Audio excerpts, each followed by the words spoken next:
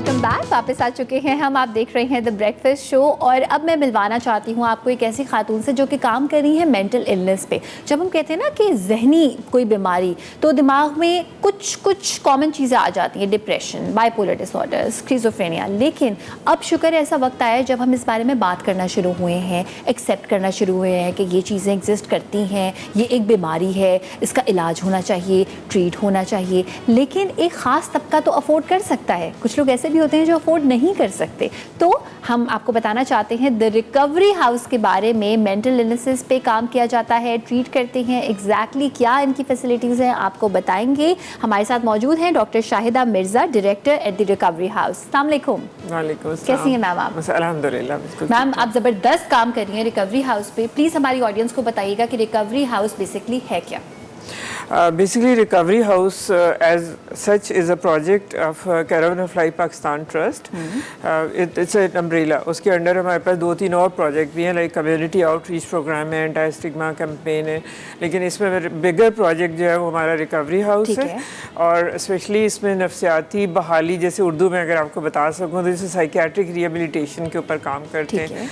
And it's a very different setup कि hospital setting से usually लोगों को जब अगर नाम आता है कि ये कोई नफ्सियाती इदारा है तो वहाँ उन्हें लगता है कि वही वाले मरीज़ होंगे जिनको बहुत ज़्यादा वायलेंट होते हैं, बहुत ज़्यादा इस तरह से। लेकिन हमारे पास ऐसा नहीं है, because that's why we have changed the name recovery house. तो कैरावन ऑफ लाइफ प्रोजेक्ट जो है वो कैरावन लाइफ जो पाकिस्तान ट्रस्ट है basically, this is the main जो है वो ऑर्गेनाइजेशन जिसके अंडर भी ये सारी चीज़ें बनी है। And this is the inspiration of the 2 siblings जो फाउंडर्स हैं इसके, they are the founding trustees. और उसमें उनके अपने सिबलिंग्स जो थे 2, they are overall 5 siblings, but जिसमें 2 सिबलिंग्स ऐसे थे जिनके उनको थ्रू आउट लाइफ उनको अभी तक भी वो उनको सपोर्ट कर रहे हैं। ठीक है। तो उसमें साइकोलॉजिकल उनके चैलेंजेस रहे हैं। बिल्कुल, उनके बहुत सारे चैलेंजेस। और फिर उनको यहाँ ये खोलने के लिए मतलब उन्हें लगा कि भी अगर वो 2 लोग ऐसे हैं, क्योंकि वो दोनों जो हैं, जो उनके बड़े दोनों सिबलिंग्स हैं, वो लोग यूएस में रहते हैं। तो जो यहाँ पे थे तो उनकी मदर उनको जो है वो सारा अकेले में मैनेज कर रही थी।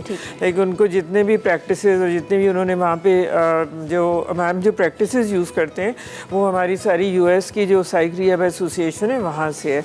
हमारी ट्रेनिंग भी है, सब कुछ वही लोग हमें प्रोवाइड करते हैं। तो एक्चुअली वही मॉडल है जो हम यहाँ पे भी लेकर आए हैं। अच्छा मैम, इस मॉडल में और क्या क्या तरीके हैं रिहैब के, क्या क्या तरीके अगर आप कुछ बताना चाहें? जी, इसमें पूरा एक स्ट्रक्चर्ड प्रोग्राम है उसके अंदर। और रिकवरी हाउस में जो हम चीज़ें करें वो एक रेजिडेंशियल है, लोग हमारे पास रहते भी हैं, मेल और फीमेल। अभी हमारे पास चूँकि जगह छोटी है तो इट्स ओनली 18 बेड फैसिलिटी। और उसके अलावा जो है हमारा एक डेयरी है प्रोग्राम है। तो उसके अंदर एक प्रोग्राम हमारा चलता है, बिकॉज उसमें जो सबसे पहली जो समझने की चीज़ है वो ये कि जब हम किसी भी नफ्सियाती मरीज़ को देखते हैं तो यूजुअली आप लोग कहते हैं नहीं अब तो ये कभी ठीक हो नहीं सकता। अब वो जो एक लेबल लग जाता है पागल का और इस तरह से करके, वो बहुत तकलीफ दे बात होती है। सो आई रियली फील हर्ट जब लोग कहते हैं कि जी हम अपने उसको लेके तो आ रहे हैं जो हमारे फैमिली मेम्बर हैं, लेकिन ये ना वो दूसरे लोगों के साथ रह के ऐसा जो है उसका और ज़्यादा ख़राब हो जाए। तो वो एक बहुत तकलीफ दे फीलिंग होती है कि भी जब आपके अपने के लिए बारे में अगर कोई ऐसा बात करेगा तो ये इसके ऊपर भी एक स्टिग्मा का है। तो वो हम उन्हें दोनों डिफरेंट तरीके हैं। बिकॉज एक हम इंक्वायरी लेते हैं, जो प्रोसेस अगर मैं आपको बता दूँ कि लोग आते हैं हमसे पूछते हैं कि भाई आप क्या सर्विसेज देते हैं। तो हमारी सर्विसेज वही मैंने बताया, जैसे रेजिडेंशियल डेयरी है प्रोग्राम का है। इसके अलावा हम एक आउट पेशेंट सर्विस भी करते हैं साइकियाट्रिक कंसल्टेशन की। और उसके अलावा भी एक होम विजिटेशन प्रोग्राम है जो कि लोग फैमिलीज़ के लिए ना अपने क्लाइंट को लाना बहुत मुश्किल होता है। One thing I should mention कि हम क्लाइंट कहते हैं, मरीज़ नहीं कहते, क्लाइंट नॉट पेशेंट। एग्जैक्टली, क्योंकि जब उन्हें आप पेशेंट कहते हैं ना तो आपका बिल्कुल वो एक कॉन्सेप्ट चेंज हो जाता है और वो सब है। क्लाइंट है because they are like normal human beings.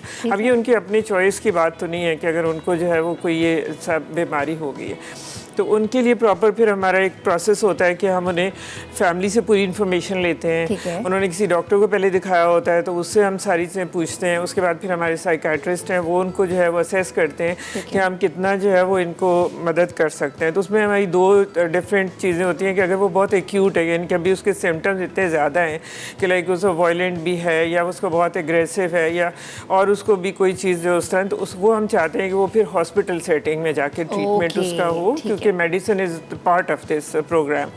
फिर वो वहाँ से जब थोड़े सेटल हो जाते हैं, सिम्टम सेटल, फिर हम उसको अपने पास ले आते हैं।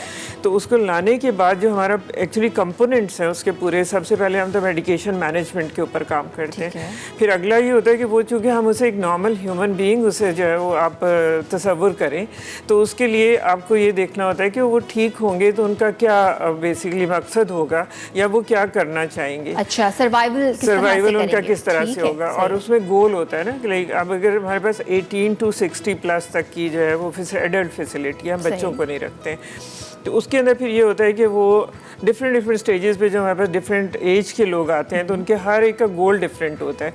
लाइक अगर वो यंग एज में आ रहे हैं तो उनकी एजुकेशन मिस हुई हुई होती है या वो अपनी एजुकेशन पूरी नहीं कर पा रहे होते हैं। थोड़े से और बेहतर बड़ी एज पे जाते हैं तो उनका कैरियर कंप्रोमाइज़ हुआ होता है, उनकी मैरिज कंप्रोमाइज़ हुई हुई होती है।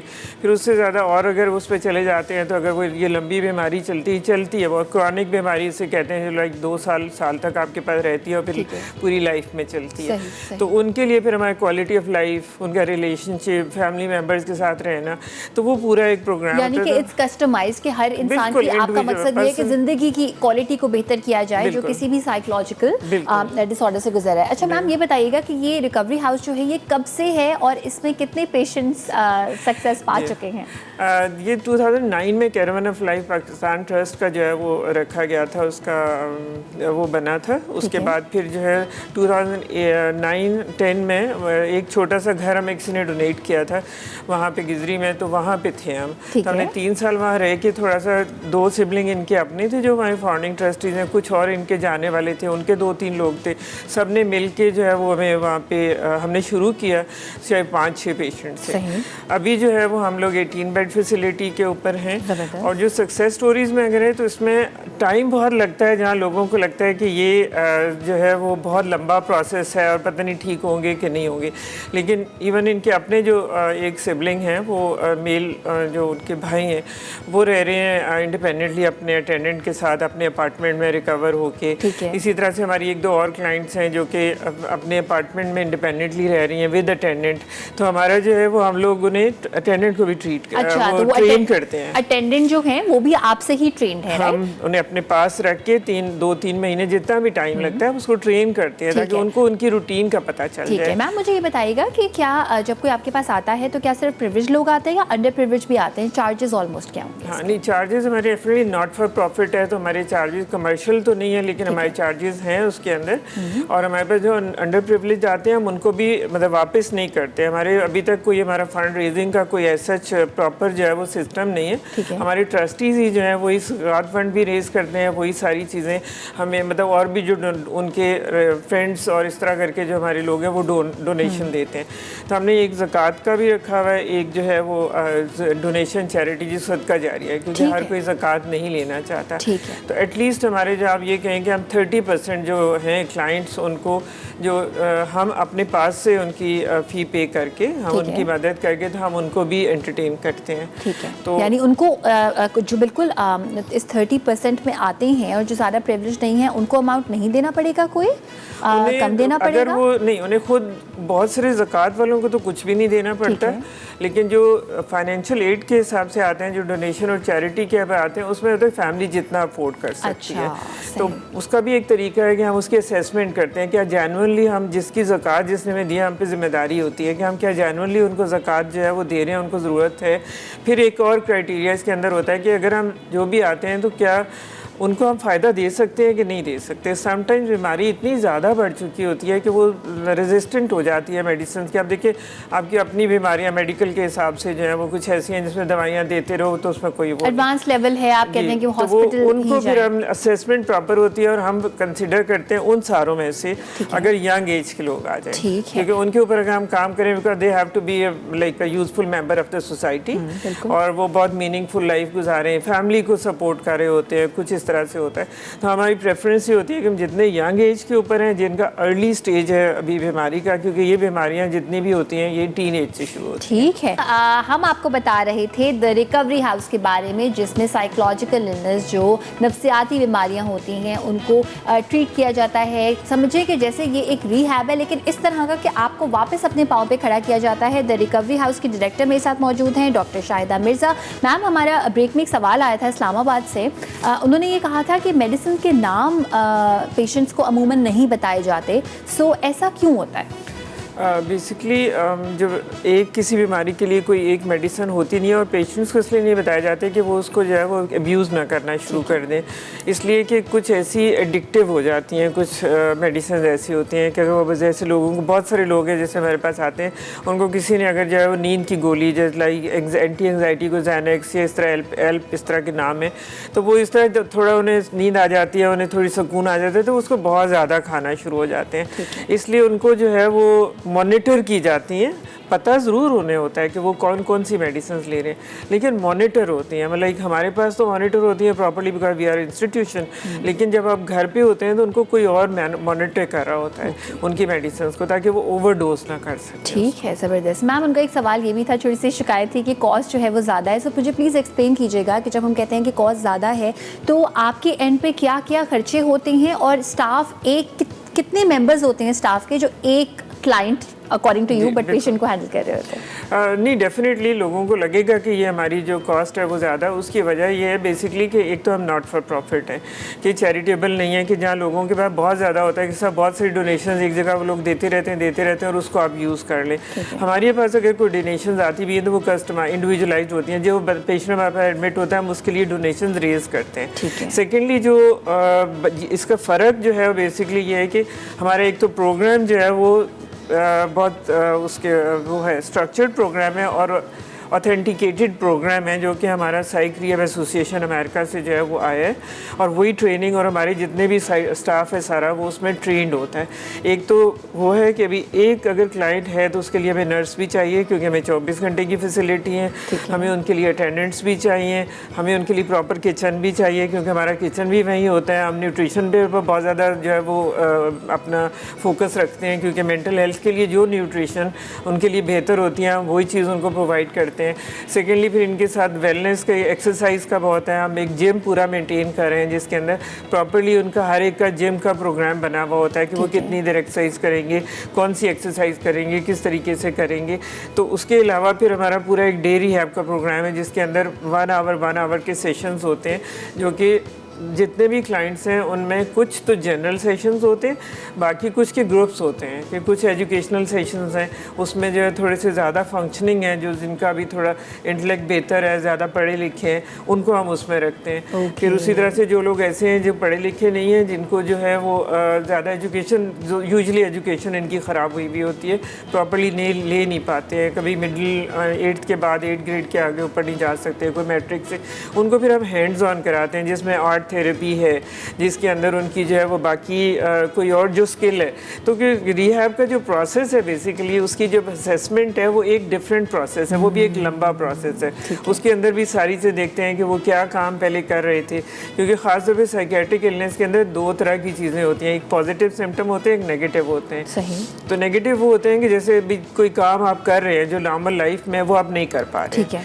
पॉजिटिव वो है कि जो बीमारी आपको हो गई तो आपको उसकी वजह से, आपको बीमारी की वजह से वो सिम्टम आ गए, जैसे लोगों को एक आवाज़ें आना शुरू हो जाती हैं, उनको कोई चीज़ें दिखना शुरू हो जाती हैं, उनके बिलीफ बन जाते हैं कि नहीं मुझे ये चीज़ तो अभी यहाँ मौजूद है, मुझे तो नज़र आ रही थी, मुझे आवाज़ें आ रही हैं, मुझे लोग दिख रहे हैं, ये पॉजिटिव सिम्टम है। तो दवाइयाँ भी उसी के हिसाब से फिर वो जो साइकेट्रिस्ट हैं वो देते हैं सारे, ये उनका काम है। कॉलर से भी बात करते हैं, रास्ता हमारे साथ मौजूद है। हेलो, अस्सलाम वालेकुम।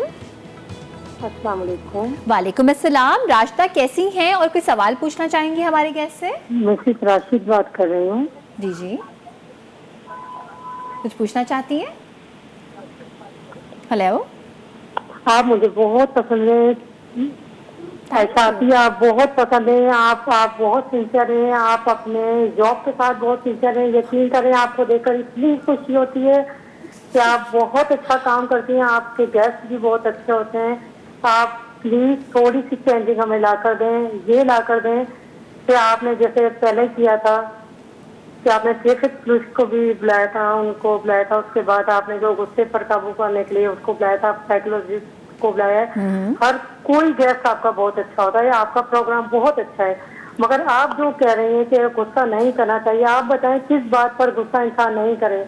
कोई अगर रेंट पर रह रहा है, किराए पर रह रहा है, उसको मंथली में किराया भी देना है, उसको बच्चों की फीसें, स्कूल की अलग, ट्यूशन की अलग, मदरसे की अलग, महंगाई इस कदर हो गई है कि रोना आता है। फिर आप लोग कहते हैं गुस्सा नहीं करें। फिर हम जब टीवी देखते हैं, जब हम न्यूज सुनते हैं, तो खुदा की कसम वो खबरें सुनकर इतना रोना आता है कि अगर खाना भी हम खा रहे होते हैं तो वो खाना नहीं खाया जाता।